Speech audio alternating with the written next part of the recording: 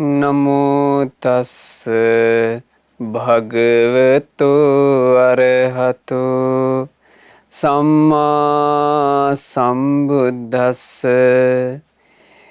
ඒ භාග්‍යවත් වූ අරහත් වූ අපගේ ගෞතම සම්මා සම්බුදුරජාණන් වහන්සේට සසර දුකින් නිදහස් වීම පිණිස පවතින මේ මිහිරි ශ්‍රී සද්ධර්මය ලෝකානුකම්පාවෙන්ම දේශනා කළ බුදුරජාණන් වහන්සේට නමස්කාර වේවා. සාදු සාදු සාදු. මාගේ ගුරු දේවෝත්තම පරම පූජනීය පින්වත් ලොකු ස්වාමීන් වහන්සේට ගෞරවාදර වන්දනාව වේවා. සාදු සාදු සාදු. ගරුතර මහා සංඝරත්නයන් අවසරයි. සදහෙවත් වාසනාවන්ත පින්වතුනේ, අද දවසේ මේ උතුම් ධර්ම දේශනාවට දායකත්ව දරමින් ධර්ම දානමේ පින්කම සිද්ධ කරන්නේ නොම්බර 325න් එකෙන් ඒ සිරිමංගල වත්ත පිළියන්දල යන ලිපිනේ පදිංචි පින්වත් තේජානී වල්ගමගේ සහ චතුර දිසානායක යන ඒ පින්වතුන් දෙපළ, විශේෂයෙන් අද දවසේ උපන්දිනේ යෙදුන සොමින්ද්‍ර ධනේශ්වර වල්ගමගේ පියාණන්ට පින්පෙත් අනුමෝදනා පිණිසයි මේ ධර්ම දානමේ පින්කම සිද්ධ කරන්නේ. පින්වතුනේ, මේ ජීවිතය ගැන උතුම් රහතන් වහන්සේලාගේ අදහස්, මේ ජීවිතය අවබෝධ කරපු අරහත් මුනිවරු, මේ ජීවිතේ පරම සැපයට පත්වෙච්චි ඒ අරහත් මුනිවරු ජීවිතය ගැන කියනකොට හරි ලස්සන වචනයක් වදාලා මේ හිත කියන එක සම්බන්ධයෙන්. හිත ගැන රහතන් වහන්සේලා වදාලා නපුරු ගොනෙක්ව හීලෑ කරගන්නවා වගේ මේ හිත හීලෑ කරගන්න ඕන. මේ හිත හීලෑ කරගත යුත්තේ හරියට නපුරු ගොනෙක්ව හීලෑ කරගන්න විදිහටයි. ඉතින් නපුරු ගොනෙක්ව හීලෑ කරගන්නවා වගේ මේ හිත ධර්මය තුල පිහිටා හීලෑ කරගත්ත අරහත් මුනිවරු අදාළ ලස්සන ගාථා අද ඔබ ඉගෙන ගන්නේ. මේ ගාථා වලින් හොඳට තේරෙනවා හිත හීලෑ කරගන්නේ කොහොමද, හිත කියන එක দমনය කරගන්නේ කොහොමද. මොකද මේ හිත দমনය කළ යුතුමයි. බුදුරජාන් වහන්සේ වදාළේ දූරංගමං ඒක චරං, හිත යනු දුර ගමන් ඇති දෙයකි, හුදකලාවේ තනියම හැසිරෙන දෙයකි, අසරීරං ගුහාසයන්, සිතට සිරුරක් නැත, එනමුත් ශරීරය නම් වූ ගුහාවේ වසන්නේය. එබඳු සිත දමනය කර ගැනීම යහපති. දමනය කරගත් හිතින් සැප ලබා දෙයි. එහෙමයි බුදුරජාණන් වහන්සේ වදාළේ. ඒ නිසා ඒ හිත දමනය කරන්නට, එහෙම නැත්නම් හිත හීලෑ කරන්නට, හිත හීලෑ කරගත්ත රහතන් වහන්සේලාගේ අදහස් වලට වඩා වටින වෙනත් දෙයක් නැහැ. අද අපි ඒ රහතන් වහන්සේලා දෙනමකගේ ගාථා, ඒ දෙනමකගේ අදහස් මේ ධර්මයෙන් ඉගෙන ගන්නවා. පළවෙනියටම බ්‍රහ්මදත්ත මහරහතන් වහන්සේගේ ගාථා. බ්‍රහ්මදත්ත මහරහතන් වහන්සේ කියලා කියන්නේ උන්වහන්සේගේ ගිහි ජීවිතය ගත්තොත් පසේනදී කෝසල රජුරුවන්ගේ පුත්‍රයෙක්. පසේනදී කොසල් රජුරුවන්ට හිටපු පුත්‍රයෙක් තමයි බ්‍රහ්මදත්ත කුමාරයා. තරුණ වයසේදී බුදුරජාණන් වහන්සේගේ බණ පදහලා හිත පැහැදිලා බුද්ධ ශාසනය පැවිදි වුණා. පැවිදිලා ඊටාම කෙටි කාලයයි උන්වහන්සේ සියලු කෙලෙස් නැසූ. මේ හිත කියන එක නපුරු ගුණෙක්ව හීලෑ කරගන්නවා වගේ හොඳට හීලෑ කරගත්ත රහතන් වහන්සේ නම බවට පත් වුණා. ඒ බ්‍රහ්මදත්ත මහරහතන් වහන්සේ දවසක් පාත්‍රය අරගෙන පිණ්ඩපාතේ වඩිනකොට මේ කඩයක් ළඟ හිටියා බමුණෝ කාණ්ඩයක්. මේ බමුණෝ අතරේ හිටියා මහා හිතුවක්කාර දඩබ්බර බමුණෙක්. මේ බමුණාට අර බ්‍රහ්මදත්ත මහරහතන් වහන්සේ පිණ්ඩපාතේ වඩිනකොට කේන්ති ගියා. ඇයි දැන් මේ රජ කුලයේ රාජකීය පුත්‍රයෙක් විදිහට උපන්න කෙනෙක්. මහා ධන සම්පත් තිබ්බ කෙනෙක්. ඒ ඔක්කොම වස්තු අත්හැරලා දාලා දැන් පැවිදි වෙලා අනුන්ගේ දානේ පතාගෙන පිඩුසිඟා යනවා. කිපුණා මේ බමුණා. කිපිලා ඕන් නැති වචන මේ රහතන් වහන්සේට දැන් එක දිගට කියනවා. දැන් රහතන් වහන්සේ නවතින්නේ නෑනේ. උන්වහන්සේ වඩිනකොට මේ බමුණ තමන්ගේ පිරිසත් එක්ක පිටිපස්සෙන් එමින් එමින් බනිනවා. ඒ කොච්චර දොස් කිව්වත් ඒ කොච්චර වචන කතා කළත් උන්වහන්සේගේ ඉරියව් මාත්‍රයක වෙනසක් නෑ. උන්වහන්සේ වැඩම කරනවා. එතකොට දැන් මෙහිම ස්වභාවයකින් යුක්ත කොට නුවණ තියෙන කෙනෙක් නම් ටිකක් හරි හිතාවි අනේ මේ පුදුම ඉවසිල්ලන්නේ කියලා. ඒ බමුණාට හිම නුවණක් තිබෙන්නේ නැහැ. දැන් බයිනකොට බයින්න තියෙන වචන ටික ඉවර වුණා. උන්වහන්සේගෙන් කිසිම ප්‍රතිචාරයක් එන්නේ නැහැ. එතකොට මේ බමුණා තමන්ගේ අනිත් බමුණු කාණ්ඩෙට කියනවා ඕම් බලාපල්ලා. ඔය බය වෙලා අපිට බයේ තමයි ඔය මුකුත් කියන්නේ නැත්තේ. බයගුල්ලෙක් කිව්වා. ඒකල බ්‍රහ්මදත්ත මහතෙරුන් වහන්සේ ඉදිරියට ගිහිල්ලා බ්‍රහ්මදත්ත මහරහතන් වහන්සේගේ මූණටම කියනවා ඒ ශ්‍රමණය ඔහි මේ අපි කියන වචන වලට මේ බිමට ඔළුව නවාගෙන ඉන්නේ ඔහි බයයි නේද කියලා ඇහුවා. එතකොට බ්‍රහ්මදත්ත මහරහතන් වහන්සේ හරි ලස්සන ගාථා වලින් ඒ ධර්මයේ අන්තර්ගත වෙන්නේ ගාථා වලින් උන්වහන්සේ හරි ලස්සනට උන්වහන්සේගේ ජීවිතය ගැන වදාලා අක්කෝ දස්ස කුතෝ කෝධෝ දන්තස්ස සමජීවිනෝ සම්මදඤ්ඤා විමුක්තස්ස උපසන්තස්ස තාදිනෝ. එයා ඉන්නේ දමණය වෙලා නම් ගත කරන්නේ යහපත් ජීවිතයක් නම් අවබෝධයේ තුලින්ම කෙලෙසුන්ගෙන් මිදිලා නම් ඉන්නේ උපශාන්ත නම් අකම්පිත සිතක් නම් තියෙන්නේ ඒ ක්‍රෝධ රහිත කෙනාට ක්‍රෝධයක් කොයින්ද බලන්නේ වචනේ අක්කෝ දස්ස කුතෝ කෝධෝ ක්‍රෝධය රහිත කෙනාට ක්‍රෝධයක් කොයින්ද. දැන් මේ ක්‍රෝධය සහිත ඈයන්ටනේ තව කෙනෙකුගේ ක්‍රෝධ සහගත නිමිත්ත ආපු ගමන් ඇවිලිලා ඇවිස්සිලා යන්නේ. අක්කෝ දස්ස කුතෝ කෝධෝ මේ හිත කියන එකෙන් ක්‍රෝධය බැහැර කරපු මුනිවරයාට ක්‍රෝධයක් කොයින්ද. ඒ ජීවිතේට කියනවා උපශාන්ත ජීවිතේ. උපශාන්ත කියලා කියන්නේ පින්වතුනි සැනසුණු ජීවිතේ. හැබෑවටම සැනසුණු ජීවිතය කියලා කියන්නේ මොකද්ද? අපි සැනසුණු ජීවිතය කියලා හිතන්නේ අපිට සැනසille ඉන්න පුළුවන් පෞල් පසුබිමක් තියෙනවා නම් අපිට සල්ලි ටික ලැබෙනවා නම් අපිට හොඳට කාලා ඇඳලා ඉන්න පුළුවන් නම් අපි හිතනවා සැනසෙල්ලයි ජීවිතය කියලා. ඒක නෙවෙයි සැනසෙල්ල. මොකද්ද සැනසෙල්ල? තමන් අභ්‍යන්තරයෙන් කැළඹෙන්නේ නැත්තම් බාහිර කිසි කෙනෙකුට තමන්ව කලඹවන්නටත් බැරි නම් ආන්ගේ ජීවිතයට කියනවා සැනසුණු ජීවිතේ උපශාන්ත. සන්තං තස්ස මනං හෝති සන්තා වාචාච කම්මච.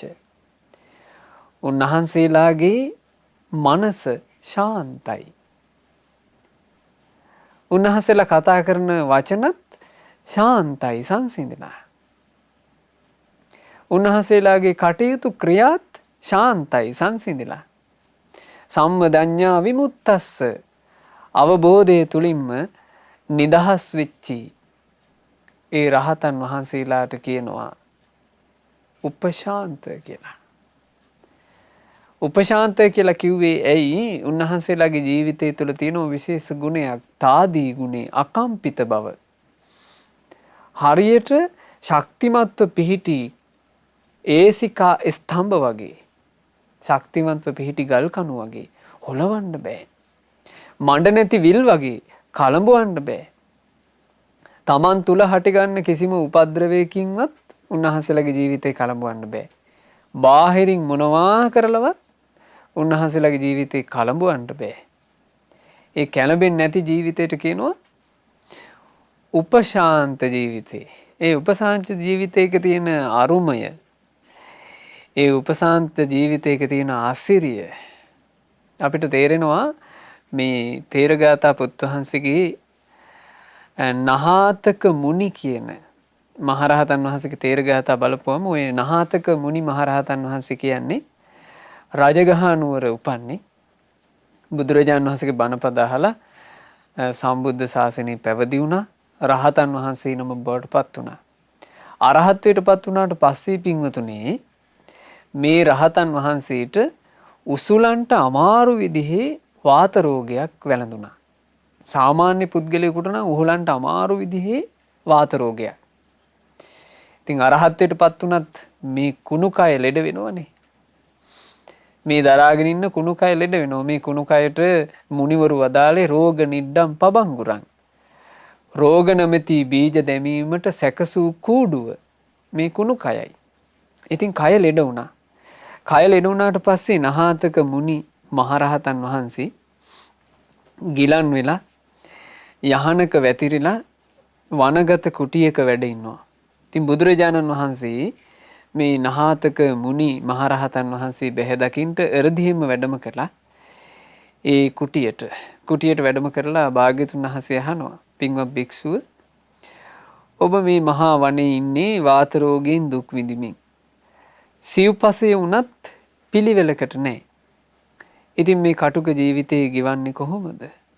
ඒ කටුක ජීවිතය කියලා කිව්වේ මොකද්ද? සිව්පසයේ පිළිවෙලකට ලැබෙන්නේ නැති වනගත සෙනසුනකට වෙලා උපස්ථානයට භික්ෂූන් කිහිප දෙනෙක් විතරක් ඉන්න.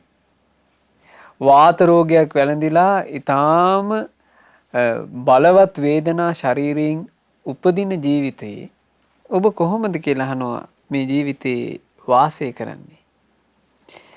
නහාතක මුනි මහරහතන් වහන්සේ වදාළ මෙහෙම, මේ ශරීරයේ පුරාම ප්‍රීති සැපයක් පැතිර තියෙනවා. එනිසා කටුක ජීවිතේ මැඩගෙන මහා වනයේ වාසය කරන්න පුළුවන්. උන්වහන්සේගේ ශරීරයේ පුරාම පැතිරලා තියෙනවා කියනවා ප්‍රීති සැප. ඒ ප්‍රීති සැපේ පැතිරුනේ කුමක් නිසාද? ධර්මය අවබෝධ කළ නිසා. කෙලෙස් වලින් නිදහස් වෙච්ච නිසා. ජීවිතය ගැන වටහා ගත්ත නිසා. පින්වතුනි, අපිට ලෙඩක් දුකක් වැළඳුනොත් එහෙම ඇඟ ලෙඩ වෙන්න කලින්ම ලෙඩ වෙනවා හිත. බලන්න ධර්මය අවබෝධ කරපු හිත හීලෑ කරගත්ත ජීවිතවල ලස්සන. සප්ත බොජ්ජංග ධර්මයන්, පංච ඉන්ද්‍රිය ධර්මයන්, පංච බල ධර්මයන්ද වඩමින් සියුම් ධ්‍යාන ඇතිවයි මං මහා වනයේ ඉන්නේ. කෙලෙසුන්ගෙන් නිදහස් වෙලයි මං ඉන්නේ. සිතේ කැළඹීමක් නැහැ. සිත පිරිසිදුයි. හැම තිස්සෙම නුවණින් විමසනවා. කෙලෙස් රහිතවයි මං ඉන්නේ. බලන්න හිත ගැන කියන්නේ. හිතේ කැළඹීමක් නැහැ. හිත පිරිසිදුයි. ඒකට කියනවා උපශාන්ත කියලා. මඩ නැති විල් වගේ. විලක මඩ නැත්තම් ඒ විල කලඹවන්න බෑ. ඒ විල ඇතුලේ ඉන්න මාළුවෙකුටවත් මොකෙකුටවත් සතෙකුට ඒ විල කලඹවන්න බෑ. ඇයි හේතුව? විලේ මඩ නැහැ. බාහිරින් කෝටු ගහලා, බාහිරින් ගල් ගහලා ඒ විල කලඹවන්න බෑ. හේතුව ඒ විලේ මඩ නැහැ. ඒ වගේ පිරිසිදු හිතක්. කලින් මා තුළ අභ්‍යන්තර බාහිර වශයෙන් තිබ්බ ඔක්කොම කෙලෙස් ඉතිරි නැතිව නැති කරලා දැම්මා. ඒවා ආයෙමත් හටගන්නේ නැහැ. පංච උපාදානස්කන්ධය සම්පූර්ණයෙන්ම අවබෝධ කරගත්තා. දැන් ඒවට මුල් නැහැ. දුක් ඔක්කොම නැති වුණා. මට දැන් පුනර්භවයකුත් නැහැ. මේ තමයි උපශාන්ත ජීවිතේ. නහාතක මුනි රහතන් වහන්සේටත් තිබුණා උපශාන්ත ජීවිතයක්. අපගේ භාග්‍යතුන් වහන්සේට අනිකුත් සියලු රහතන් වහන්සේලාට තිබුණා උපශාන්ත ජීවිතේ. ඊළඟට අපේ බ්‍රහ්මදත්ත මහරහතන් වහන්සේට තිබුණෙත් උපශාන්ත ජීවිතේ. ඉතින් උන්වහන්සේ ඒ නිසා තමයි කියන්නේ ඒ උපශාන්ත ජීවිතයක් නම් තියෙන්නේ, අකම්පිත හිතක් නම් තියෙන්නේ.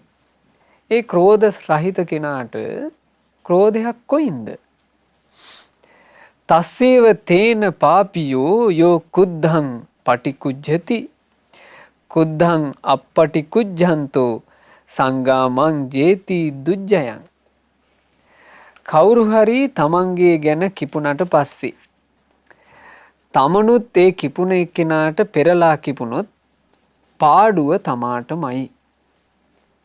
මේ වචන නම් පින්වතුනි හොඳට මතක තියාගන්න හිතේ. මොකද සාමාන්‍ය ජීවිතය ගත කරනකොට හරියට උවමනා කරන එකක් මේ. කවුරු හරි තමන් ගැන කිපුණට පස්සේ තමනුත් ඒ කිපුණ එක්කෙනාට පෙරලා කිපුණොත් පාඩුව තමාටමයි. කිපුණ කෙනාට පෙරලා නොකිපෙන කෙනා තමයි මේ ජයගන්ට දුෂ්කර කෙලෙස් යුද්ධය දිනාගන්නේ. කෙලෙස් යුද්ධයේ ජයගන්නවා නම් ජීවිතේ දිනනවා නම් හිත කියන එක හීලෑ කරගන්නවා නම් එයාට තියෙන්න ඕන දක්ෂතාවය මොකද්ද? මේ දක්ෂතාවේ තවත් කෙනෙක් කිපුණට පස්සේ නොකිපී සිටීම. එයා තමයි කියනවා ජයගන්ට දුෂ්කර යුද්ධය දිනන්නේ. උභින්න මත්තං චරති අත්තනෝච පරස්සච පරං සංකුපිතං ඤතවා යෝ සතු උපසම්මති. අනිත් අය කිපුණ බව තේරුම් අරගෙන තමන් සිහි ඇතිව ඉවසුවොත් එයා තමාටයි අනුන්ටයි දෙපැත්තටම යහපතක් කරනවා. අනිත් කෙනෙක් කිපුණා කියලා තේරුම් අරගෙන තමන් හොඳට සිහියෙන් ඉවසාගෙන හිටියොත් ඒ කෙනා තමයි තමන්ටයි අනුන්ටයි දෙපැත්තටම යහපත කරන්නේ. මේ සමාජයේ ඇතුලේ අපිට නොයෙක් දේවල් නිසා කිපෙන දේ එන්න පුළුවන්. ඒ කිපෙන දේවල් එනකොට ඒ කිපෙන අවස්ථාවල කිපෙන මොහොතවල හරි අපි ඉක්මනට අපේ ජීවිතේ අපි අවශ්‍ය ගන්නවා. අවශ්‍යගෙන අපේ හිත අපි කලඹව ගන්නවා. ඊට පස්සේ අපි ඒකත් එක්ක එකතු වෙලා යනවා කියන්න ඕන නැති වචනත් කියනවා. ආයේ මූණ දිහා බලලා කතා කරන්න බැරි විදිහේ පසුබිමක් අපිම හදා ගන්නවා. ඔහොම වෙන්නේ නැද්ද? කොච්චර වෙනවද මේ ජීවිතේ? බලන්න මේ අර්ථය ඔළුවට ගිහින් තිබුණා නම් යම් කෙනෙක් අනිත් අය කිපුණා කියලා තේරුම් අරගෙන තමන් හොඳට සිහියෙන් ඉවසුවොත් එයා තමන්ටයි අනුන්ටයි දෙපැත්තටම යහපත කරනවා කියන කාරණේනේ. ඉතින් මේ රහතන් වහන්සේ වදාරනවා මෙහෙම කාරණාවක්. උබින්නං තිකිච්ඡන්තං තං අත්තනෝච පරස්සච ජනා මඤ්ඤන්ති බාලෝති යේ ධම්මස්ස අකෝවිදෝ. මේ උතුම් ධර්මයේ වටිනාකම නොතේරෙන අඥාන උදවිය ඉන්නවා. ක්‍රෝධය නැති කිරීම පිණිස දෙපැත්තටම පිළියම් කරන කෙනා බාලයෙක් කියලයි ඒගොල්ල හිතන්නේ. ක්‍රෝධය නැති කරන්න දෙපැත්තටම පිළියම් කරන කෙනා කියන්නේ කවුද? තව කෙනෙක් කිපුණට පස්සේ ඉවසන කෙනා. ඒ ඉවසන කෙනා ගැන මේ ඉවසීම කියන ධර්මයේ දක්ෂ නැති ඉවසා ගන්න බැරි පුද්ගලයා හිතනවා ඉවසන කෙනා ගැන බාලයෙක්, මෝඩයෙක්, බයගුල්ලෙක් කියලා හිතනවා. හරියට සමාජයේ අහන්න ලැබෙනවනේ මේ ඉවසීමක් නැති අයගේ උඩඟු කතා. කියන්නේ මම නම් ඔය එහෙම මේ ඉන්නේ නෑනේ. මං කියන්න දෙන තියෙන දේ මූණට කියලා දානවා. අනේ මේ ඉවසා ගන්න බැරිකම. ඉවසීම නැති හින්දා තමයි ඇවිසිච්ච ගමන් වාචන ටික ඔක්කොම ගලාගෙන යනවා. තව කෙනෙක් ඉවසුවොත් එහෙම ඉවසන කෙනා ගැන මේ තමන්ගේ දුර්වලකම පේන්නේ. ඉවසන කෙනා කියනවා බයගුල්ලෝනේ, මෝඩයෝනේ, බාලයෝනේ කියන වචනේ කියනවා. හැබැයි ඒ වචනේ කියන්නේ ඔහු ගාව ඒ ධර්මයේ නැති නිසා. ඊළඟට ඔහු ඒ ධර්මයට අදක්ෂ නිසා. හරි ලස්සන සිද්ධියක් වුණානේ. ඕක සිද්ධ වුණේ තව්තිසාවේ. තව්තිසාවේ හටගත්තා සුර අසුර යුද්ධයක්. දෙවිවරුයි අසුර කාණ්ඩේ යුද්ධ කළා. ඔය යුද්ධයෙන් අසුරයෝ පරාජයට පත් වුණා. අසුරයෝ පෙරදුනාට පස්සේ අසුරයන්ගේ ඒ කාලේ නායකයා වේපචිත්ති කියන අසුර රජා. දෙවිවරු ටික ඔය වේපචිත්තිව අල්ලගත්තා. අල්ලගෙන අරගෙන ආවා කියනවා සක්දෙවිඳුගේ සුධර්මා දේව සභාවට.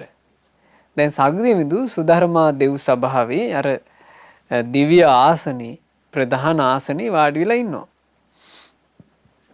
ඒ වාඩි වෙලා ඉන්නකොට වේපචිත්ති කියන අසුර රජා ඊටාම නොසරුප් කරකස කටුක වචන වලින් සක්දෙවිඳුට බයින්න පටන් ගත්තා.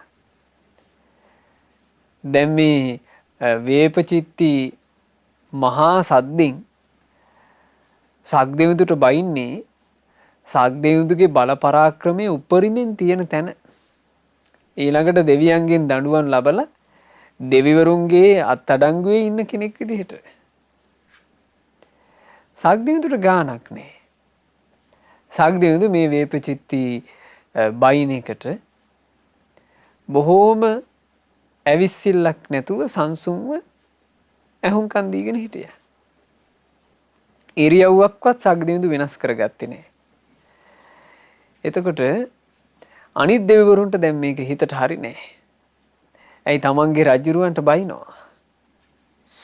විශේෂයෙන් හිත රිදුනා සක්දෙවිඳුට සමීපෙන්ම උදව් කරගෙන ඉන්න සක්දෙවිඳුගේ රතාචාර්ය මාතලී දේවපුත්‍රයාට මාතලී කියනවා ඈ දේවේන්ද්‍රය මේ වේපචිත්ති මෙහෙම කෑ ගහද්දිත් ඔබ ඇයි ඔය කට පියාගෙන ඉන්නේ? ඔබ වේපචිත්තිට බයද? එහෙම නැත්නම් ඔබට වචන එන්නේ නැද්ද කියලා ඇහුවා වේපචිත්තිට එරෙහිව කතා කරන්න. එතකොට සක්දෙවිඳු කියනවා මාතලී මම මේ වේපචිත්තිට බය ඉවසනව නෙවෙයි. මං අදක්ෂකමකට ඉවසනව නෙවෙයි. වේපචිත්ති වගේ මෝඩෙක් බාලයෙක් කිපුණා කියලා මං මොකටද ඒකත් එක්ක එකතු වෙන්න යන්නේ? එතකොට මාතලීට ප්‍රසාදයක් හටගත්තා. හැබැයි මාතලී මෙහෙම කියනවා. දේවේන්ද්‍රය ඔබේ ඔය ඉවසීමේ යම් අඩුපාඩුවක් මන් දකිනවා. ඒකට හේතුව තමයි ඔය විදිහට ඉවසන්ට ගත්තොත් එහෙම මෝඩයා හිතන්නේ මේ පුද්ගලයා මේ කට පියාගෙන ඉන්නේ මට බයට. එහෙම හිතනවා. සක්දෙවිඳු දුන්න හරි ලස්සන උත්තරයක්. සක්දෙවිඳු කියනවා මාතලී මෝඩෙක් මේ බයටයි ඉවසන්නේ කියලා හිතුවත් කමක් නෑ මට හිතුවේ නැතත් කමක් නෑ. වඩාත්ම වටින්නේ සදත්තා පරමා අත්තා තමුන් යහපත තුල ඉන්නවාද කියන එකයි. වඩාත්ම වටින්නේ කුමක්ද පින්වතුනි? තමුන් යහපත තුල ඉන්නවාද කියන එකයි. තමන් කරන දේ යහපත්ද? තමන් කියන දේ යහපත්ද? තමන්ගේ හිතුවිලි යහපත්ද කියන එක තමයි වඩාත් වටින්නේ. මේ රටේ ලෝකේ ඉන්න අයෝ කියන්නේ මොනවද කියන එක නෙමෙයි. කාන්තයා බිහියෝන විජ්ජති මාතලී ඉවසීමට වැඩි තරම් කිසිවක්ම නැත්තේය. හරි ලස්සනයි. ඒ නිසා මේක හොඳට හිතට අරගන්න. මේ රහතන් වහන්සේලා වදාළ පිළිවෙල ධර්මයේ වටිනාකම තේරෙන්නේ නැති අඥානෙක් අර දෙපැත්තටම යහපත පිණිස ඉවසන කෙනා ගැන බාලයෙක්ක මෝඩයෙක්ක බයගුල්ලියෙක්ක කියලා හිතුවට කමක් නැහැ. එසේ හිතන ඈයන්ටම ඒ වේවා. අපිට වටින්නේ අපේ යහපතයි. අපිට වටින්නේ අපේ යහපතයි. බුදු කෙනෙකුගේ ශාසනයක් මුණ ගැහිච්ච ජීවිතේ අපි මේ යහපත අඳුනා ගන්න අපිව රැකගත්තොත් ඒ රැකගත්ත කෙනාට රැක ගැනීමෙන් උපදින යහපත ඒ විදිහටම ඉතිරි වෙනවා. මේ රහතන් වහන්සේ තමන්ව රැකගන්න හැටි හරි ලස්සනට වදාලා. uppajjete sache kodhu ආවජ්ජ කකචූපමං. හදිසියේ හරි ක්‍රෝධයක් හටගත්තොත් බුදුරජුන් වදාළ මෙන්න මේ ධර්මය සිහියට ගන්නට. ඕන්න මම කිව්වනේ මේ ධර්මයෙන් කියලා දෙනවා කියලා මේ නපුරු ගොනෙක්ව හීලෑ කර ගන්නවා වගේ හිත හීලෑ කරන හැටි. මේ තමයි හිත හීලෑ කරන හැටි. හදිසියේ හරි හිතේ ක්‍රෝධයක් හටගත්තොත් කුමක්ද කළ යුත්තේ? බුදුරජාන් වහන්සේ වදාළ මෙන්න මේ ධර්මයේ සිතන්ට ඕන. එනම් කියතකින් තමාව කපලා දැම්මත් ක්‍රෝධ සිතක් ඇති කරගන්නේ නැහැ කියලා සිහි කරන්න ඕන. කකචූපම අවවාදේ. කකචූපම අවවාදේ බුදුරජාන් වහන්සේ දේශනා කළ කකචූපම සූත්‍රයේදී. කකචූපම සූත්‍රයේ බුදුරජාන් වහන්සේ දේශනා කළේ මෝලිය පග්ගුණ කියලා භික්ෂුවකට. ඒ මෝලිය පග්ගුණ ස්වාමීන් වහන්සේ කියලා කියන්නේ ඉවසීම අඩු කෙනෙක්. හරි ඉක්මනට කිපෙනවා. පොඩ්ඩ ඇත්තම් භික්ෂුන් වහන්සේලා වචන කතා කරනකොට එව්වත් එක්ක එල්ලි එල්ලි යනවා. රණ්ඩු සරුවල් කරගන්නවා. එකට එක කියා ගන්නවා. අරුබුද. බුදුරජාන් වහන්සේ මේ මෝලිය පග්ගුණ ස්වාමීන් වහන්සේ ගෙන්නලා මෝලිය පග්ගුණ ස්වාමීන් වහන්සේට ලස්සන අවවාදයක් කළා. ඇවිස්සෙන් නැතුව ඉන්න. ඒ ඇවිස්සෙන් නැතුව ඉන්න අවවාදේ අපි අරගන්න ඕන. අරගෙන අපිත් හිතට මේක හුරු කරන්න ඕන. ඒකට හේතුව පින්වතුනේ ඇවිස්සෙන මොහොත කියන එක, ඇවිස්සෙන නිමිත්ත කියන එක ආවට පස්සේ මේක කරගන්න හරි අමාරුයි. මෝලිය පග්ගුණ ස්වාමීන් වහන්සේට බුදුරජාන් වහන්සේ වදාලා මෝලිය පග්ගුණ ඔබ මේ මෙහෙම හිතන්ට. මේ සමාජයේ ඉන්නකොට ඇතැම් මිනිස්සු වචන කතා කරයි ඔබ කැමති වෙලාවටත්. ඇතැම් මිනිස්සු වචන කතා කරයි ඔබ අකමැති වෙලාවටත්. ඊළඟට ඇතැම් මිනිස්සු කතා කරයි ඇත්ත. හැබැයි ඇතැම්ම කතා කරයි බොරු. ඊළඟට මෝලිය පග්ගුණ ඇතැම්මුන්ගේ වචන හරි මිහිරට ඇහෙයි. හැබැයි ඇතැම්මු නම් වචන කතා කරන්නේ හරි කටුක කර්කස නොමනාප විදිහට. ඉතින් මෝලිය පග්ගුණ ඔය කොයි විදිහට වචන අහන්න ලැබුණත්, ඔය කොයි විදිහට වචන අහන්න ලැබුණත් ඔබ මේ මෙහෙම හිතක් උපදවගෙන ඉන්න. මට කොයි විදිහට කෙනෙක් වචන කතා කළත් මම නම් මගේ හිත වෙනස් කරගන්නේ. මං පාපී වචනයක් පිට කරන්නේ. මං කිපෙන්නේ. මං ක්‍රෝධ සහිතව හැම සත්වයකුටම මෙත් සිත පතුරවාගෙන ඉන්නවා. ආන් එහෙම හිතන්ට. මෝලිය පග්ගුණ මෙහෙම හිතට හුරු කරලා තියන්ට. දැන් බලන්න පින්වතුනි අපේ ජීවිතය ගත කරනකොට අපිටත් මේ සමාජයේ ඔය වගේ ඕන තරම් මුහුණ දෙන්න වෙන්නේ නැද්ද? ඇවිස්සෙන දේවල් ඕන තරම්. ඇවිස්සෙන දේවල් වලදී ඇවිස්සෙන්ට උපදෙස් ඕන තරම්. හැබැයි මේ ඇවිස්සෙන තැන ඇවිස්සෙන්නේ නැතුව ඉන්න උපදෙස්. ඉතින් මේක බෙහෙතක් අරගන්නවා වගේ අරගන්න ඕන. අරගෙන හොඳට තමන්ගේ ජීවිතේ රැකගන්න මහන්සි ගන්න. හිතට කලින්ම යෝජනා කරලා තියන්න මෙහෙම. මම නම් මගේ හිත වෙනස් කරගන්නේ. මං පාපී වචන පිට කරන්නේ. මං හිතානුකම්පීවම ඉන්නවා. හැම සත්වයක්ම සුවපත් වේවා කියන මෙත් සිතින් මං ඉන්නවා. මට එයයි යහපත. ආන් එහෙම සිහි කරන්න. එහෙම සිහි කළා රැක ගන්න පින්වතුනි. මොකද එහෙම සිහි කළා රැකගත්තේ නැත්තම් අවශ්‍ය නිමිත්ත ආපු ගමන් අපි දන්නෙත් නෑ අපි ඇවිස්සලා යනවා. ඇවිස්සලා ගියාට පස්සේ අපි සම්බන්ධයෙන් අපකීර්තියක්, අපි සම්බන්ධයෙන් මේ බොහෝම නරක රාවයක් පැතිරලා යනවා මේ සමාජයේ. ඒව නවත්තන්න බෑ. එහෙම වුණානේ ඒ කාලේ. ඒ කාලේ හිටියා එක දාසියක් කාලී කියලා. ওই කාලීගේ ස්වාමී දියණියගේ නම වේදේහිකා. මේ වේදේහිකා කියන නෝනට කාලි කියන දාසි හරි හොඳට අප උපස්ථාන කළා.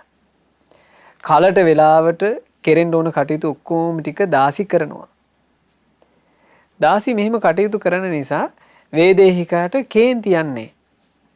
කාලයක් වේදේහිකා කේන්ති නැතුව හිටියා.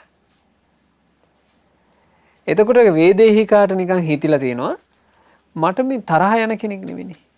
මට කේන්ති නැහැ. මං කිපෙන්නේ නැහැ. මං ක්‍රෝධ කරන්නේ නැහැ කියලා නිකන් වේදේහිකට තමන් ගැන හිතුණා. මේ වේදේහිකා කලින් හිතට යෝජනා කරලා හෝ එහෙම මුකුත් එකකට නෙවෙයි. අර දාසි ලස්සනට වැඩේ කරගෙන යන නිසා වේදේහිකා කිපෙන්නේ නැතුව හිටියා. දැන් මේ ප්‍රධාන සාදාදිය තිබුණාම මිනිස්සු නිවසට එකතු වෙනවනේ. මිනිස්සු නිවසට එකතු වුණාම මේ වේදේහිකා මහා ඉහළට තමන්ගේ පම්පෝරිය කියවනවා. අර පිරිස මැද්දේ කියනවා මට නම් කේන්ති යන්නේ නෑනේ. අනේ කේන්තිය කියන එක මොකක්ද කියලා මට තේරෙන්නේ නෑ. මගේ නෑනේ ඔය ඇවිස්සෙන ගති කියලා දැන් වේදේහිකා මහා ඉහළින් කතාව. දාසිය ඕක අහගෙන හිටියා. දාසි කල්පනා කළා අපේ නෝනා ඇත්තටම කිපෙන්නේ නැති කෙනෙක්ද? එහෙම නැත්නම් නෝනට කේන්තියන්ට හේතුවක් නැද්ද? බලන්න ඕන පොඩ්ඩක් කියලා දාසි තමයි අභියෝගේ බාරගත්තේ. දාසි වෙනදාට උදෑසනින්ම කිරි එක හදලා ඔක්කොම කටයුතු ටික කරනවා. එදා දාසි නිදාගත්තා හිතලම. වේදේහිකා ඇහැරලා බැලුවා ඉරත් පායලා වෙනදාට නම් මේ වෙනකොට කිරි එක ළඟට එනවා. දැන් මොකුත් නැහැ. ගිහින් බැලුවා. ගිහින් බලද්දී කුස්සිය පැත්තට දාසි ඇවිල්ලවත් නැහැ. දාසිගේ කාමරයට ගියා. ගිහිල්ලා දොරට තට්ටු කරලා බලනකොට දාසි නිදි. ඇහුවා කෙල්ලේ මොකෝ උඹට අමාරුවක්වත්ද? අනේ නෑ නෝනා ටිකක් නිදාගත්තා කියලා දාසි කිව්වා. කිව්ව ගමන් නිකන් මූණ අකුළු වෙලා නොමනාපෙ පෙන්නලා ගියා. එතකොට දාසි දැනගත්තා එහෙනම් නෝනා ගාව තියනවා මේක. තව චුට්ටක් මේක චෙක් කරලා බලන්න ඕන. මේ දාසි කෙල්ල දවස් 3යි මේක කළේ. 3 වෙනි දවසේ වේදේහිකා කියන නෝනා හොඳටම කිපුණා. කිපිලා මං උඹට මේ හොඳ වයින් සලකන්ට කියලා වටපිට බලනකොට මේ දොර හිර කරන පුංචි දොර පොල්ලක් තිබුණා. මේ දොර පොල්ල අතට අහුුනේ. කේන්තියෙන් දොර පොල්ලෙන් ගැහුවා දාසිට. වැදුනේ දාසිගේ ඔළුවේ. ඔළුව පැලුණා ලේ ආවා. දාසි බයටත් එක්ක දොර ඇරගෙන එළියට පැනලා ඒ වීදියේ කෑ ගගහ ගියා කියනවා මේ බලන්ට ශාන්ත තැනැත්තියගේ වැඩ මේන් බලන්ට කිපෙන්නේ නැති තැනැත්තියගේ වැඩ. තමන්ගේ දාසිය පොඩ්ඩක් පරක්කු වෙලා ඇහැරුණා කියලා මෙහෙම දොරපොල්ලෙන් ඔළුවට ගහලා ඔළුව පලනවාද කියලා දාසි කෙල්ල කියා ගියා. වේදේහිකාගේ කීර්තිරාව එතනින්ම ඉවරයි. ආන්ගේ නිසා ධර්මයක් තුලින්මයි පින්වතුනේ දමණය වෙන්න තියෙන්නේ. ධර්මයක් තුලින්මයි. ඒ ධර්මයේ බුදුරජාණන් වහන්සේ දේශනා කළා. බුදුරජාණන් වහන්සේ මෝලිය පග්ගුණ තෙරුන්ට කියනවා මෝලිය පග්ගුණ එහෙම හිතන්ට. මොන දේ වුණත් Taman tamanගේ හිත වෙනස් කරගන්නේ. කවුරු හරි අතින් ගහන්න පුළුවන්. ඒත් මම නම් හිත වෙනස් කරගන්නේ. කවුරු හරි ගලකින් ගහන්න පුළුවන්. ඒත් මම නම් ඇවිස්සෙන්නේ. කවුරු හරි පොල්ලකින් ගහන්න පුළුවන්. ඒත් මම නම් ඇවිස්සෙන්නේ. මෝලිය පග්ගුණ මෙහෙම හික්මෙන කෙනෙක්. මේ විදිහට හොඳට හික්මිලා අවසානයේ මෙන්න මෙහෙම සිද්ධියක් වෙනවා යාට. බොහොම දරුණු අපරාධකාරයෝ ටිකක් හොරු කාණ්ඩයක් බලහත්කාරයෙන් මෙයාව අල්ල ගන්නවා. අල්ලගෙන ඇදගෙන අරගෙන ගිහිල්ලා දෙපැත්තේ මිට තියෙන කියතකින් ශරීරේ කපනවා. ඒ දෙපැත්තේ මිට තියෙන කියතින් මේ ශරීරයේ කැබලි වලට කපද්දීත් ඒ කපන අපරාධකාරයින් ගැන හොරු ගැන තරහසිතක් ඇති කරගන්නේ නැතිනම් මෝලිය පග්ගුණ ඔහු තමයි බුදුරජුන්ගේ අනුශාසනාව හරියටම කරන කෙනා. සම්බුද්ධ ශාසනයේ ශ්‍රාවකයෝ ඒ ශ්‍රාවකයන්ගේ චිත්ත දමනය ඒ හිත කොච්චර දමනය කරගෙනද කියලා මේ කාරණාවෙන් තේරුම් ගන්නට. සාරිපුත්ත මහරහතන් වහන්සේ කියලා කියන්නේ එහෙම හිතක් තිබ්බ කෙනෙක්. අනිකුත් මහරහතන් වහන්සේලා එහෙම හිත් තිබුණ අය. කියතකින් කැපුවත් ද්වේෂ හිතක් තරහ හිතක් ඇවිසිල්ලක් උපද්දවන්නට බැරි අය. බුදුරජාන් වහන්සේ දේශනා කළා මෝලිය පග්ගුණ ඔය විදිහේ හිතක් නම් කෙනෙකුට තියෙන්නේ ඒ කෙනාව අවුස්සන්න පුළුවන් නිමිත්තක් මේ ලෝකෙ වෙන තියෙයිද කියලා අහනවා. වෙන නිමිත්තකට එයාව අවුස්සන්න බෑ. වෙන දෙයකට එයාව අවුස්සන්න පුළුවන් කමක් නැහැ. ආන් ඒ නිසා හදිසියේ හරි ක්‍රෝධ හිතක් ඇති වුණොත් සිහි කරන්න ඕන කිව්වා. ඔන්න ඔය කකචූපමවවාදී. බුදුරජාණන් වහන්සේ වදාළේ දෙපැත්තේ මිට තියෙන කියතින් එක කෑලි කැපුවත් තරහක් නම් ඇති කරගන්න එපා කියලා. එහෙව් එකේ මේ මිනිස්සෙක්ගේ වචනයකට මම මොකට කිපෙනවද? ආන් එහෙම හිතකට එයාට එන්න පුළුවන් ඒ අවවාදේ සිහි කරොත්. මේක තමයි ඉතින් හීලෑ කර ගැනීම. ඊළඟට වදාලා uppajjේචේ රසේ තණ්හා පුත්ත මන්සූපමං සර. හදිසියේ හරි ආහාරයට ගන්න භෝජන ගැන කන බොන දේවල් ගැන රස තෘෂ්ණාවක් ගිජු බවක් හටගත්තොත් එතකොට සිහි කරන්න කිව්වා පුත්ත මාංශ උපමාව. රස තණ්හාව ඇති වුණොත් හිතන්ට තියෙන්නේ කාන්තාර ගමනකදී තම එකම දරුවා මැරුණට පස්සේ ඒ දරුවගේ මස් කාලා කාන්තාරෙන් ඈතර වන දෙමව්පියන් ඒ මස ගැන හිතන විදිහටයි බ්‍රහ්මදත්ත මහරහතන් වහන්සේ වදාළේ.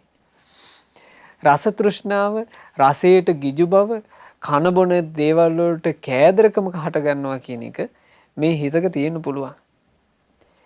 හිත කියන්නේ එහෙම නොහික්මිච්ච එකක්. ඒක හීලෑ කරගන්න, ඒක හික්මවා ගන්න බුදුරජාන් වහන්සේ වදාළ ලස්සන අවවාදයක්. ඒ අවවාදේ භාග්‍යතුන් වහන්සේ වදාළේ උපමාවෙන්. ඒ උපමාවට කියනවා පුත්ත මාංශ උපමාව. කාන්තාර ගමනක අම්මා කෙනෙකුත් තාත්තා කෙනෙකුත් අතදරුවෙක් වඩාගෙන පිටත් වුණා. මේගොල්ලෝ කාන්තාරේ මැද අතරමං වුණා. අතරමං වෙච්චි මේ අයට කෑම බීම වතුර ඔක්කොම නැතුව ගියා. දැන් මේගොල්ලන්ට කාන්තාරෙන් ඈතර වෙන්න ඕන, පණ ගැට ගහ ගන්න ඕන. පණ ගැට ගහ ගන්න හිතනකොට දෙන්නට කල්පනා වුණා අපි කාන්තාරෙන් ඈතර වුණොත් අපි දෙන්නාට තව දරුවෙක් හදා ගන්න හරි පුළුවන්. දැන් අපි තුන්දෙනාගෙන් අපි දෙන්නටවත් බේරෙන්න නම් කරන්න තියෙන හොඳම වැඩේ මේ දුර්වල දරු පැටියාව මරලා මේ දරුවගේ මස් කාලා ඈතර වෙන එක. ඔහොම හිතුවා. හිතුවාට හිත එකලස් කරගෙන අම්මටත් බෑ දරුවව මරන්න. තාත්තටත් බෑ දරුවව මරන්න. දෙන්නාම හඬ හඬා ඉන්නකොට කාන්තාරයේ තියෙන ඒ උහුල ගන්න බැරි ස්වභාවය නිසා දරුවා දුර්වල වෙලා මැරුණා. මැරුණාට පස්සේ අම්මයි තාත්තයි තීරණය කළා ඒ දරු පැටියාගේ මලකුණේ මස් කකා කාන්තාරෙන් ඈතර වෙන්න. දැන් ඒ දෙමව්පියෝ තමන්ගේ මැරිච්ච දරු පැටියාගේ මස් ටික ටික කකා පණ ටික ගැට ගහගෙන කොහොම හරි කාන්තාරෙන් ඈතර වෙනවා. ඒ දරුවගේ මස් කද්දී අම්මටයි තාත්තටයි හිතෙන්නේ නැහැ කියනවා. මේ ආහාර ගන්නේ ආහාර රසයෙන් මත්වීම පිණිසයි. කයේ ජවයේ වඩා ගැනීම පිණිසයි. මේ ආහාරය අපි අරගන්නේ ශරීරයේ අහවල් තැන අඩුව පුරව ගන්නට. දැන් සමහර අය කනවනේ ශරීරයේ එක එක හැඩ හදා ගන්න. එහෙම කැම જાති තියෙනවා. එහෙම පිටි જાති තියෙනවා. ඔබ දන්නවා ඒවා. ඊළඟට සමහර කැම જાති තියෙනවා ශරීරේ ලස්සන කරගන්න සුදු වෙන්න කනවා. ශරීරේ වර්ධනය වැඩි වෙන්න කනවා. අහවල් විටමින් જાතිය වැඩි වෙන්න කියලා කනවා. එහෙම තියෙනවා. ඒ කිසිවක් උදෙසා නෙවෙයි අර පුත්‍ර මාංශය මේ අම්මයි තාත්තයි දෙන්න කන්නේ. කාන්තාරෙන් ඈතර වෙනකම් පණ ගැට ගහ ගන්නටයි. භික්ෂුවකුත් තාන් එහෙම තමන්ට ලැබෙන පිණ්ඩපාතය ගැන සිහි කරන්න ඕන කියනවා. නේව දවාය මේ ආහාරයේ ජවයේ පිණිස නොවේයි. න මදාය මත්වීමට නොවේයි. න මණ්ඩනාය මේ ශරීරයේ අඩුතැන් පුරව ගන්නට නොවේයි. න විභූෂනාය ශරීරයේ විශේෂයෙන් සරසන්ට ලස්සන කරගන්නට නොවේයි. යාව දේව ඉමස්ස කායස්ස ඨිතියා මේ ආහාරය මං අරගන්නේ මේ කය පවත්ව ගන්නටයි. යාපනාය ශරීරයේ යැපීම පිණිසයි. විහිං සූපරතියා වෙහෙස දුරු කරගන්නට. ආහාර පාන නැති වුණොත් කයට වෙහෙසයි. ඒ වෙහෙස දුරු කරගන්නටයි මම මේ ආහාර ගන්නෙ. ඉති පුරාණංච වේදනම් පටිහංකාමි. මේ කෑම කෑවට පස්සේ පැරණි කුසගිනි වේදනා නැති වෙලා යනවා. නවංච වේදනං න උප්පාදිස්සාමි. අලුතෙන් ටික වෙලාවක් කුසගිනි වේදනා හටගන්නේ. යාත්‍රාච මේ භවිස්සති අනවජ්‍යතාච පාසු විහාරෝචාති.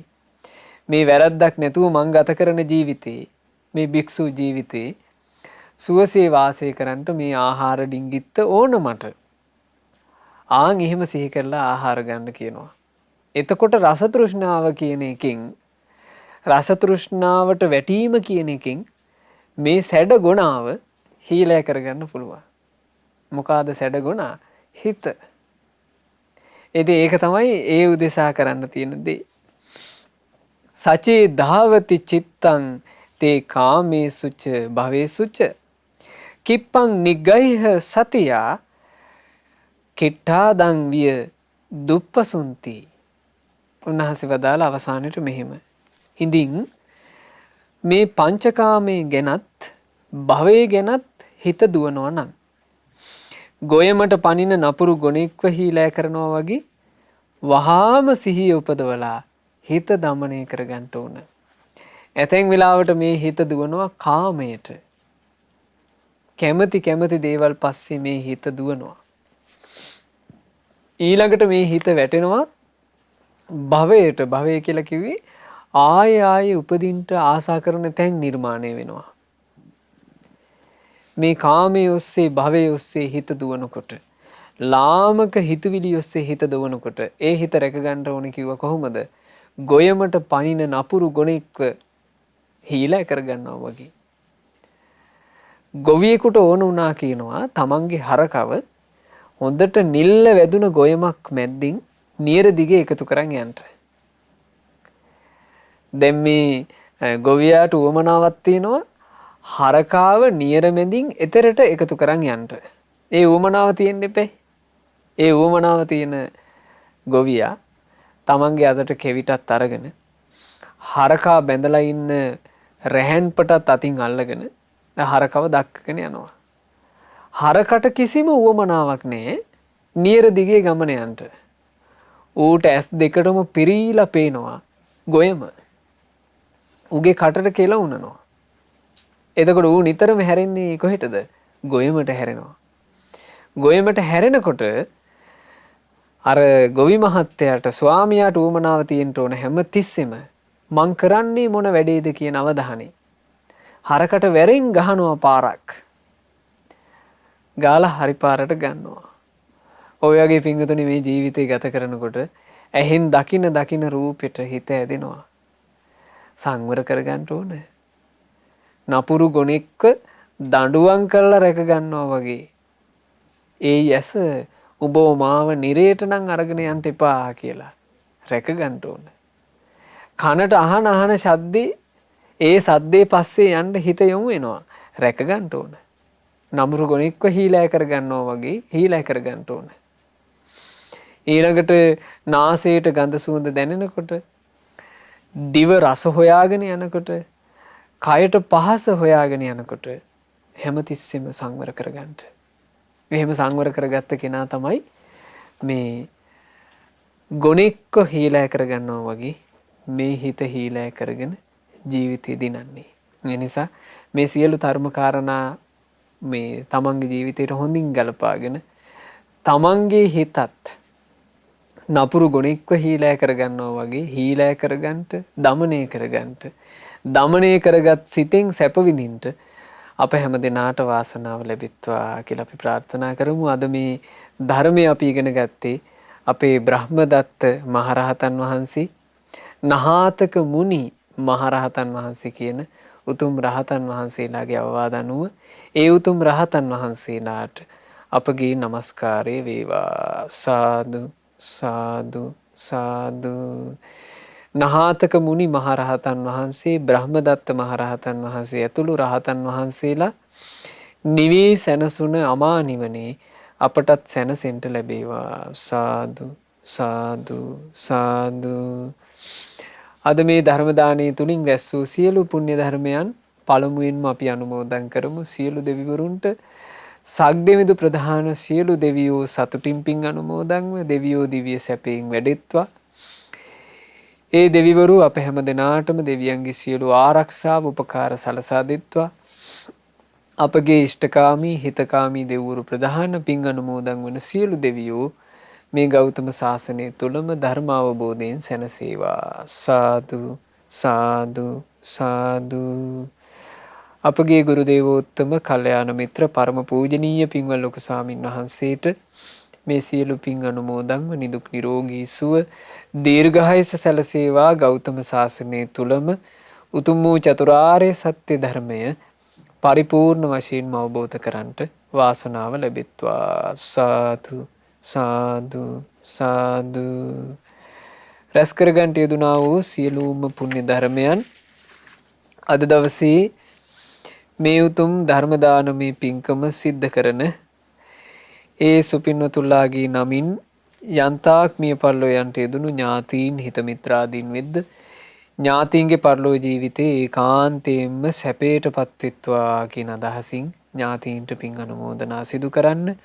නොම්බර 325න් එකෙන් ඒ සිරිමංගල වත්ත පිළියන්දල යන ලිපිනේ පදිංචි පින්වත් තේජානී වල්ගමගේ සහ චතුර දිසානායක යන දෙපළ විසිනුයි අද මේ ධර්ම දානමේ පින්කම සිද්ධ කළේ.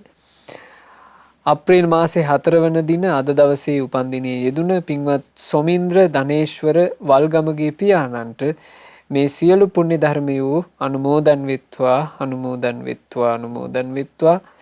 ඉන්ද්‍රාණී පියතිලක මෑණියන්ටත් මේ පින් අනුමෝදන් වෙත්වා.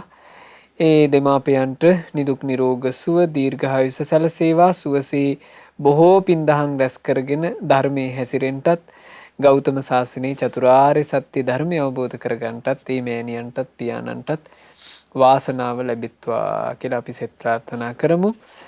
ධර්මපාල දිසානායක පියාණන්ට සහ පද්මා ජයසීලී මෑණියන්ට මේ සියලු පුණ්‍ය ධර්මයන්ගේ ආශිර්වාදය, තෙරුවනේ ආශිර්වාදය, දෙවියන්ගේ ආශිර්වාදය සැලසී ඒ වැළඳී තිබෙන රෝගාබාධයන් සියල්ලම දුරු වෙලා ඊතා ඉක්මනින්ම නිදුක් නිරෝග සුවපත් භාවයේ ලැබෙත්වා කියලා අපි සෙත් ප්‍රාර්ථනා කරනවා. සහෝදර සහෝදරියන් වන පින්වත් යසාරා, මිලින්ද, නිශාන්ත, තිලිනි, මල්ෂා, අනූප යන ඒ සියලු දෙනාටත් ඥාති හිත මිත්‍රාදීන් සියලු දෙනාටත් සතුරු මිතුරු සියලු දෙනාටත් මේ සියලු පුණ්‍ය ධර්මයෝ එකලෙසම අනුමෝදන් වෙත්වා. තේජානී වල්ගමුගේ සහ චතුර දිසානායක යන පින්වත් දෙපළට පවුලේ සෑම සියලු දෙනාහට මේ සියලු පුණ්‍ය ධර්මයන් අනුමෝදන් වෙත්වා අනුමෝදන් වෙත්වා. සියලු දෙනාට කායික මානසික සැප සැහැල්ලුව නිදුක් නිරෝග සුවය දීර්ඝායුෂ සම්පන්නිය සැලසෙත්වා. කරන කියන ධාර්මික රැකී රක්ෂා ආදී සියලු කටයුතුත් අධ්‍යාපන කටයුතු ආදී ඒ සියලු කටයුතුත් ਸਰව ප්‍රකාරයෙන්ම සාර්ථක වෙත්වා. ශ්‍රද්ධා මාසික ධර්ම දාන සමාජික පින්වතුන්ලාටත් ශ්‍රද්ධා කාර්ය මණ්ඩලයේ සියලු දෙනාටත් සුපින්වත් ඔබ සෑම සියලු දෙනාටත් සුවසේ ධම්මග දිනු කරගෙන ගෞතම ශාසනය තුලම චතුරාර්ය සත්‍ය ධර්මය අවබෝධ කරගන්නට වාසනාව ලැබෙත්වා.